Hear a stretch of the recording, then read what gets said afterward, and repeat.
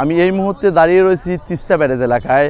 তিস্তা মহাপরিকল্পনা বাস্তবায়নের দাবিতে তিস্তা পাড়ের মানুষের যে দীর্ঘদিনের দাবি, সে দাবিতে 48 ঘন্টার কর্মসূচি শুরু হয়েছে। এই কর্মসূচি উদ্বোধন করবেন বিএনপির মহাসচিব মির্জা ফখরুল ইসলাম আলমগীর। জাতীয় সঙ্গীতের মাধ্যমে দুপুর 2টা থেকে এই অনুষ্ঠানটি শুরু হবেন।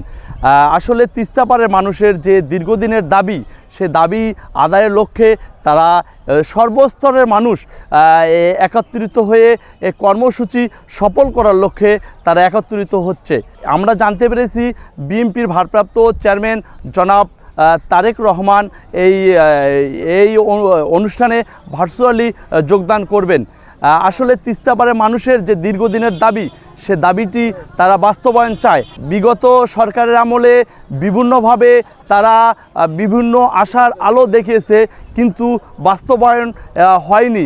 তারা চায় যে আসলে তারা এই যে তার পানির যে ন্যায্য হিস্সা, তারা হিস্সাটা বাস্তবায়ন চায়। যে পানি বন্টনের যে বিষয়টা রয়েছে, তারা পানি বন্টনের সঠিক বন্টনটুকু তারা চায়। তাদের দাবি, তারা তিস্তা পাড়ের মানুষ যে সময় পানির প্রয়োজন হয় সে সময় তারা পানি পায় না, যে সময় পানির প্রয়োজন হয় না সেই সময় তারা পানি পায়।